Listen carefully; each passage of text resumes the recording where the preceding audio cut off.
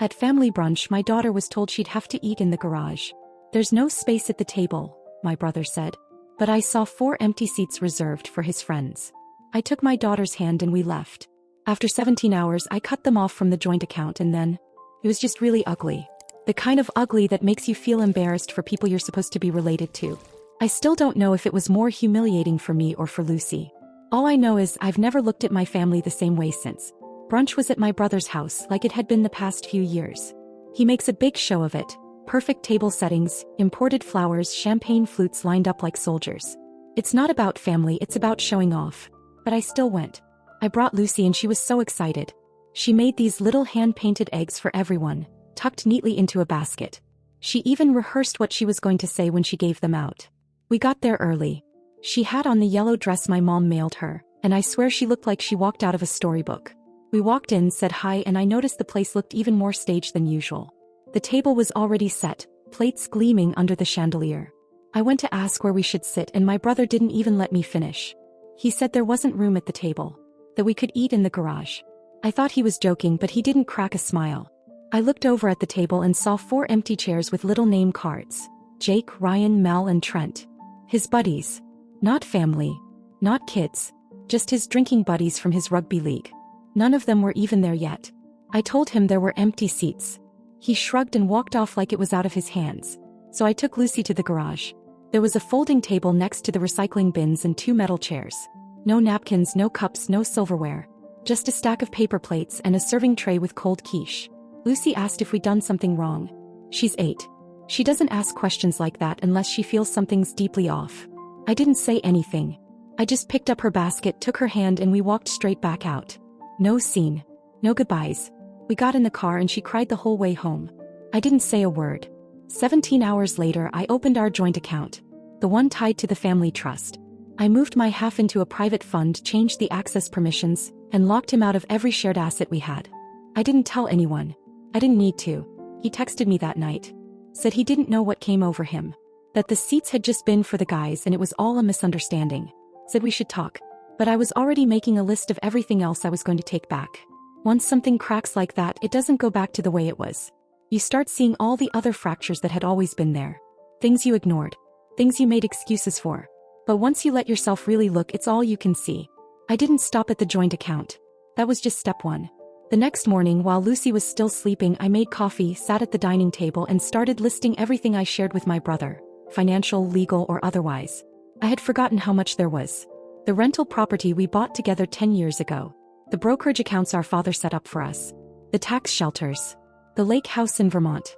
Even the landscaping business he technically ran, but I quietly funded when it almost collapsed during COVID. I sent emails. Made phone calls. Asked for meetings. All of it under the radar. Calm, efficient, surgical. The kind of quiet people don't notice until it's too late. By Monday, I had pulled my name off the lease agreement for the property and sent over paperwork for the profit split buyout. Our lawyer, Jeremy, looked confused but professional. He said he'd loop my brother in soon. I told him to wait until the check cleared. I wanted clean lines and 0 loopholes. By Tuesday, the financial advisor we both used was on a video call with me, looking visibly uncomfortable. He asked if I wanted to schedule a joint meeting to talk things through. I said no. That's when the calls started.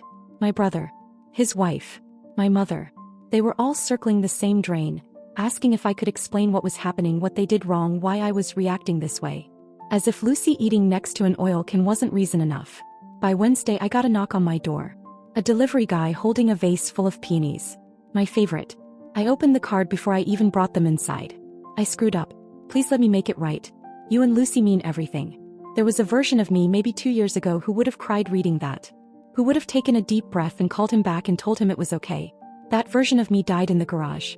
I waited a few hours before texting him back. Said I appreciated the flowers. That I just needed space to cool down. That I wasn't going to do anything drastic. He responded within 3 minutes. Called me twice. Sent a voice message I didn't even open. The next morning, while he probably sat sipping coffee feeling like things were smoothing over, I met with a separate attorney. A specialist in asset reallocation and internal audits for private family businesses. I gave her a full rundown and told her I wanted to cleanly extract myself from everything that had his name on it. We got to work that afternoon. I let him think he was getting somewhere. I told him I was thinking things over. He sent a thumbs up emoji and said he was really glad we were on the same page. He had no idea what page I was actually on. And by the time he figured it out, it would already be signed, sealed, and delivered. By the following week, things had quieted down. At least on the surface.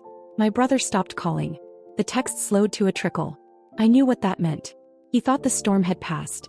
That I'd gotten it out of my system and would be back to playing the dutiful sister who always kept the business running behind the scenes. He had no idea I'd already signed the withdrawal papers for the Vermont house. The trust my dad left for both of us, one of the only things that actually mattered long-term, was being restructured, and I was pushing through an audit to prove he'd been skimming more than he reported. Nothing illegal. Just lazy. Idled. Like brunch chairs were more valuable than blood. I got an email from his assistant on Thursday asking if I could still make our quarterly meeting for the landscaping business. Said he'd penciled it in at the usual cafe. That's when it hit me, he really believed nothing had changed. Or maybe he was testing me. I showed up just to see how far he'd go with it. He was already sitting there when I arrived, 2 coffees on the table. He smiled like none of it had happened. Told me I looked tired. Said he missed Lucy and asked how she was doing, if she was still painting her little eggs. I just nodded. Then he launched into numbers. Revenue forecasts. Spring promotions. I listened. I didn't interrupt. I let him talk himself into a false sense of security. He thought I was being quiet because I was forgiving. I was being quiet because I wanted him to keep going. Toward the end, he leaned in and said he was glad we talked. That he'd been thinking a lot about family lately. That he wanted things to go back to normal. I told him that sounded nice. I even smiled. He paid the check and walked me to my car. Said we should have a cookout soon, just us and the kids. That night, I forwarded the full audit report to our lawyer. I flagged 3 sections for concern: unreported cash transactions, irregular payroll entries, and a pattern of using the business card for what looked like personal dinners. 2 days later, I canceled the landscaping company's automatic payments from the business credit account I controlled. The ones that paid for fertilizer, mower maintenance, and payroll. The ones he assumed would just keep running. He called that same afternoon. Voicemail. Hey Jess, I think something's up with the account. We're showing some flags on the vendor portal. Can you check when you get a sec? That was the echo I'd been waiting for. Confusion. The first ripple of panic. I never called back. I just opened the spreadsheet labeled final separation and ticked off one more box. He still didn't know he was on borrowed time. By Monday, the silence started to stretch. He must have noticed the vendors weren't being paid, but maybe he assumed it was just a glitch. I didn't care what he assumed. I was working on something bigger. Something I hadn't told anyone about. 3 years ago, my brother begged me to co-sign a line of credit so he could buy a second commercial mower and a company truck. He didn't qualify on his own. I agreed because back then I still believed in him. That loan was tied to my name, my credit, and my reputation. But what he didn't know was that I had recently refinanced it. Quietly, legally, fully. It was now in his name alone. And he was behind on payments. The bank sent a letter addressed to both of us, but by the time he opened his, I'd already spoken to the collections department and clarified everything. He was now the sole guarantor of a loan teetering on default. I made sure the letter didn't come by email. It arrived by courier. Hand-delivered at his office, stamped in red. That same afternoon he showed up at my house. I didn't answer the door. He stood there for over 5 minutes. I watched from the upstairs window as he paced, checked his phone, knocked again. Then he slid something under the door. It was a card. A real one this time. Not an apology scribbled on flower shop stationery. It had Lucy's name on it. Inside was a $50 gift card to an art supply store and a note. Tell her I'm sorry. I was an idiot. I just want to fix things. Please. It could have almost worked. Almost. But that evening, Lucy asked me why we hadn't gone back to Uncle Matt's house. I told her the truth in the simplest way I could. Some people think they can treat others badly and then use gifts to cover it up. She didn't say anything for a while. Then she went to her room and painted a little sign. It said, "You don't need a table. You need manners." I didn't show it to him. I kept it on the fridge. The next unexpected piece fell into place a few days later. My cousin Danielle called. She was on the board of a small community foundation that provided grants to local businesses, mostly for eco-projects and community landscaping. She said she had just received a panicked email from Matt. He was trying to secure emergency funding because a key investor had suddenly pulled out, and payroll was about to bounce. She didn't know that investor was me. She said it seemed out of character. That Matt had been boasting about growth just last month. She asked if I thought he was okay. I told her he was fine. What I didn't tell her was that I'd also submitted a tip to the foundation's ethics board. Anonymously, about how he'd been redirecting funds meant for community gardens to upgrade equipment at private residences. I didn't expect them to act on it. But the next morning I got a text from Danielle. "You were right. It's all unraveling." By the time he realized what was happening, it was already too late to stop any of it. The grant committee froze his pending application, citing concerns over inconsistent documentation. That was the official term. The real problem was that I'd included screenshots of invoices and photos of private landscaping jobs with timestamps that matched dates he'd billed the foundation for public beautification. He called my mom in a panic, said someone was out to get him, that he was being sabotaged. She called me 3 times that day, left voicemails saying I needed to let go of whatever grudge I was holding. I didn't answer. She didn't know the half of it. That weekend, Matt's wife showed up at my door. She was holding a gift bag. Inside was a baby blue envelope with a note that said, "We miss you. Let's start over." And then, underneath that in a different handwriting, a single sentence. "Lucy deserves her family back." I almost laughed. They really thought Lucy was the weakness. She was the reason I'd held my tongue for so long. But now she was the reason I wasn't going to stop. I told her I'd think about it. I thanked her for coming. I even gave her a hug goodbye. She left looking relieved. The next day I called the insurance company that handled the general liability policy for the landscaping business. Told them I was a former partner who'd like to review any claims filed in the last fiscal year. It took 2 phone calls, but I got the documents. There were 4 small claims for property damage, all settled quickly. Nothing major until I looked closer. 2 of the signatures on those settlements were forged. I recognized the handwriting immediately. I'd seen it on birthday cards my brother wrote when we were kids. He'd been faking sign-offs to avoid hikes in the premium. I packaged it all up. The claims, the grant misuse, the restructuring documents. I sent it all to our attorney with a short message. "Make it official. Full withdrawal. No mediation." That same evening, Lucy handed me her latest painting. It was a simple scene. A table in a field, every seat full. And in the corner, a figure walking away with a child holding a basket. She said it was us. I asked where we were going. She said somewhere nicer. I didn't reply. I just folded the painting, slipped it into an envelope and mailed it to my brother with no return address. Just one sentence written on the back. There was always room. He just chose not to see it. I knew the exact moment it all collapsed. My phone buzzed with a string of notifications. 3 missed calls, a dozen texts, and a voicemail so long it got cut off halfway through. Then silence. Not just the kind that comes from someone giving up, but the kind that feels like a building right after it's been condemned. That morning, the final documents went through. The business bank froze the primary account pending internal restructuring. Payroll bounced. Equipment rentals flagged for non-payment. One of the trucks, the new one he got through the loan I refinanced behind his back, got repossessed from the office parking lot in front of 2 clients. He tried to log into our brokerage account. He was locked out. He tried to access the shared documents for the real estate partnerships. Locked out. Even the shared Dropbox folder he used for contracts and invoices. Gone. I received one last email from him. No greeting. No punctuation.